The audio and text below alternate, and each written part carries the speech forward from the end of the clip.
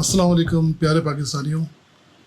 जैसा कि आपको मालूम है कि एक बार फिर इसराइल ने रात की तारीकी में चोरों की तरह छुपकर ईरान पर हमला कर दिया और ये बिल्कुल वैसा ही हमला है जैसे पाकिस्तान पर इंडिया ने रात के अंधेरे में हमला किया था चोरों की तरह। और उसके बाद उसका अंजाम पूरी दुनिया ने देखा था कि इंडिया आज तक वो हमला करने के बाद पछता रहा है और वैसा ही रास्ते पर, क्योंकि जो हमला इंडिया ने किया था वो भी मास्टर प्लान इसी नेतन्याहू यानी कि इसराइल ने उसको तैयार करके दिया होगा। उन्होंने 100 जहाज़ों के साथ पाकिस्तान पर हमला किया था। इसराइल ने 200 फाइटर जेट्स के साथ ईरान पर हमला कर दिया और हुआ कुछ यूँ कि इनके जो जासूस हैं इसराइल के, इन्होंने इंडिया में इसराइल के जो जासूस हैं ईरान में इन्होंने घुसकर काफ़ी अरसे इनकी जासूसी करते रहे और इनके जो रडार्स थे उनको जैम कर दिया। और जैम करने के बाद जो उन्होंने ऑर्डर आगे दिया, सिग्नल दिया कि अब हैक कर लिया हमने उनके सारे जो रडार्स हैं, तब 200 जहाज़ों ने लातादाद मकामात पर हमले कर दिए जिसमें काफ़ी बेगुनाह ईरानी शहीद हो गए। इनके चीफ ऑफ आर्मी स्टाफ समेत दीगर अहम जो शख्सियात थी वो शहीद हुई। 6 इनके एटमी साइंसदान जो थे वो शहीद हो गए। और एक वॉर क्रिमिनल है अकॉर्डिंग टू मलिहा लोधी साहबा। मैंने सुना था आज उन्होंने कहा कि ये जो नेतन्याहू है, जो इसराइल है, ये क्रिमिनल स्टेट है। पूरी दुनिया में ये हमले करते फिर रहे हैं, बदमाशी करते फिर रहे हैं। कभी लुबनान में हमला कर देते हैं, कभी ईरान में हमला कर देते हैं, कभी यमन में, कभी सीरिया में। इस तरह इनको जो है बिल्कुल खुली छूट दे रखी है। और हम सबको चाहिए कि हम इस वक्त इस चीज़ को बगौर देखें कि जालिम कौन है और मजलूम कौन है। और सूरह फील में अल्लाह ताला फरमाते हैं कि क्या तुमने नहीं देखा कि हमने हाथी वालों के साथ क्या किया, क्या उनका दांव गलत नहीं किया और उन पर झुल्लड़ के झुल्लड़ अबाबिल भेजे जो उन पर कंकर की पत्थरियाँ फेंकते थे, तो उनको ऐसा कर दिया जैसे खाया हुआ बस। तो जो हाल अभी इंडिया का हुआ है उससे इस वक्त लोग प्रेडिक्शन कर रहे हैं कि 100 गुना ज़्यादा बदतरीन हाल इस वक्त इसराइल का होने जाएगा।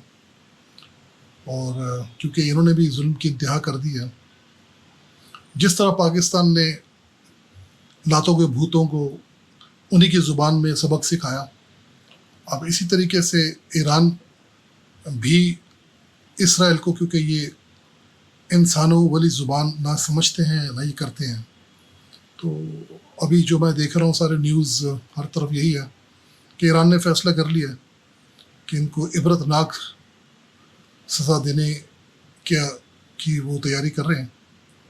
और बहुत जल्द वो एक ऐसा हमला करेंगे इनके ऊपर जिसके बाद फौरी तौर पे ये सीज़ फायर की तरफ बढ़ेंगे।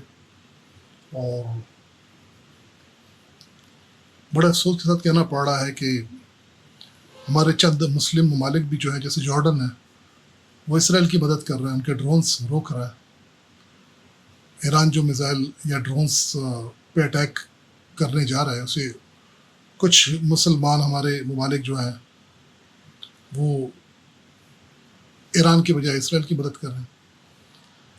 तो कहने का मकसद ये है कि ये जो जंग है इसमें अब बिल्कुल दुनिया 2 हिस्सों में डिवाइड हो जाएगी।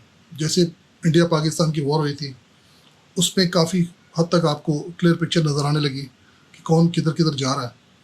इस जंग के बाद अब आपको सब कुछ आपके आंखों के सामने नज़र आएगा कि America, France, Israel, Germany, England, ये लोग एक तरफ हो जाएंगे क्योंकि उन्होंने कहा कि अगर ईरान ने हमला किया तो फिर हम اسرائیل کو پروٹیکٹ کرنے کے لیے ہم بھی اس کا ساتھ دیں گے اور اس کو بچانے کے لیے ہم بھی حملہ کریں گے ایران پہ.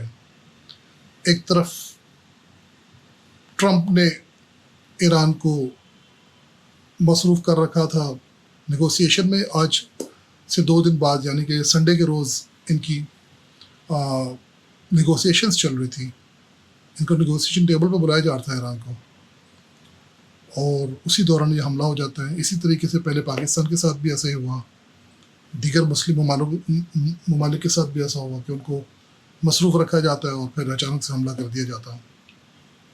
تو خوشی کی بات یہ ہے کہ پاکستان نے, اسحاق ڈار صاحب نے, میں دیکھ رہا تھا, صاف اعلان کیا کہ ہم ایران کے ساتھ ہیں, ہر طرح کی سپورٹ اس کو پاکستان کرے گا. چائنا ایران کے ساتھ ہے, رشیا ایران کے ساتھ ہے. تو میں نے کہا نا, یہ جو وار ہے یہ بالکل ڈیوائڈ کر دے گی دونوں سائڈس کو. اب ایسا نہیں ہوگا کہ آدھے ادھر آدھے ادھر. اس وار کے بعد آپ کو معلوم ہو جائے گا کہ کون کس کی طرف ہے اور کون کیا کر رہا ہے. تو کافی نقصان ہوا, بے گناہ لوگوں کو شہید کر دیا گیا. اب یہ وار سٹارٹ ہو گئی ہے. اس جنگ میں دیکھیے اب آگے جو پریڈکشن کی جا رہی ہے, کافی نقصان ہوگا. اسرائیل کا بہت نقصان ہوگا, ایران کا بھی نقصان ہوا ہے, اور جنگ میں پھر یہ آپ کو معلوم ہے نقصانات تو ہوتے ہیں. لیکن اب اس وار کرمنل کو روکنے کا اور کوئی طریقہ میں سمجھتا ہوں, جو باتیں میں سن رہا ہوں مسلم ممالک کی, اور کوئی راستہ رہ نہیں گیا. ان کو اب اسی زبان میں ہی سمجھانا پڑے گا جو زبان یہ استعمال کر رہے ہیں بے گناہ لوگوں کے خلاف, مسلمانوں کے خلاف. تو اب یہ فیصلہ ہو چلا ہے کہ اس پاگل جو ایک بدمست ہاتھی ہوتا ہے نا, اب وہ وقت آ گیا کہ اس کو ختم کرنے کا ٹائم آ گیا. تو اب دیکھیے, یہ مجھے لگتا ہے کہ اب آنے والا وقت کچھ مشکل تو ہوگا, لیکن اس کے بعد جتنے بھی ظالم ہیں اپنے انشاءاللہ انجام کو پہنچیں گے. اور ہم سب کو چاہیے کہ ہم اللہ سے یہی دعا کریں کہ مظلوموں کا اللہ تعالیٰ ساتھ دے, اور ظالموں کو ویسے ہی غرق کریں جیسے فرعون کو غرق کیا تھا, اور ظالموں پر ویسے ہی عذاب کریں جیسے ہاتھی والوں پر کیا تھا, اور ظالموں کو ویسے ہی تباہ کریں جیسے لوط کی نافرمان قوم کو تباہ کیا تھا. آمین. اور میں آپ کے ساتھ وقتاً فوقتاً جو بھی اپڈیٹس آئیں گی ہم اس کے اوپر بات بھی کرتے رہیں گے. اور آپ سب سے ویڈیو بنانے کا مقصد یہ تھا کہ التماس کی جاتی ہے کہ آپ سب دعا کریں اپنے مسلمان بہنوں بھائیوں کے لیے. ہمارا برادر اسلامی ملک جو ایران ہے, جیسا کہ ہمارے پرائم منسٹر نے بھی کہا کہ ہم ان کے ساتھ ہیں, تو ان کے لیے دعا کریں. اور ظالموں کو اگر وہ ہدایت نہیں پانے والے تو دعا کریں اللہ ان کو کریکٹ کر دے.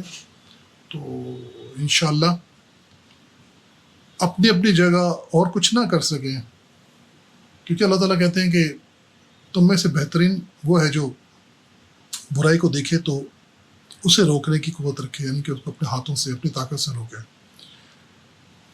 وہ نہیں کر سکتے تو کم از کم اس برائی کے خلاف آواز اٹھاؤ, یہ دوسرا درجہ ہے. یہ بھی نہیں کر سکتے تو کم از کم برائی کو برا سمجھ کے دل میں اسے برا ضرور جانو. یہ قرآن کے الفاظ ہیں, لیکن یہ اسلام کا سب سے کمزور ترین درجہ ہوتا ہے. لیکن اچھی خوبصورت بات یہ ہے کہ کمزور ترین درجہ بھی جو ہوتا ہے وہ بھی آہستہ آہستہ تیسرے سے دوسرے درجے پہ آتا ہے. انسان جو دل میں رکھتا ہے پھر وہ بولتا ہے, اور جب وہ بولنے لگتا ہے تو پھر ایک وقت آتا ہے وہ اتنا قوت اللہ کی طرف سے پا جاتا ہے کہ پھر وہ اس چیز کے خلاف خاطر خواہ مطلب اپنا کردار بھی ادا کر سکتا ہے. تو آپ سب سے گزارش ہے کہ دعا کریں, اور جتنا ہو سکتا ہے بائیک آؤٹ کریں اس ظالم کے خلاف. بالکل ان کی کوئی چیز آپ مت خریدیں, نقصان ہوتا ہے. غلط کہہ رہے ہیں لوگ آپ کو کہ آپ کے بائیک آؤٹ سے کوئی نقصان نہیں ہوتا, بالکل نقصان ہوتا ہے. اربوں خربوں ڈالرز کا نقصان ہوتا ہے ان کو, اور ان کی جان پیسے کے اندر ہی ہے. تو آپ ان کی چیزیں بائیک آؤٹ کریں تاکہ اپنا فرض آپ پورا کریں, اپنے اندر کی انسانیت کو آپ زندہ رکھیں اور بالکل بھی ان کے لیے کوئی آپ وجہ نہ بنے، انکم کی ان کی سورس آپ نہ بنے. تو انشاءاللہ ویڈیو نیکسٹ میں ہم ملتے ہیں. اپنا خیال رکھیے گا اور اپنے مسلمان ممالک، مسلمان بہن بھائی جو شہید ہو گئے خاص طور پہ ایران میں، ان کے لیے دعا کیجیے گا، اور جو لوگ پریشان حال ہیں ان کے لیے آسانی کی دعا کیجیے گا. آپ سے ملتے ہیں انشاءاللہ نیکسٹ ویڈیو میں. اپنا بہت خیال رکھیے گا. میں سید وسیم رضا اب آپ سے اجازت چاہتا ہوں. اللہ حافظ.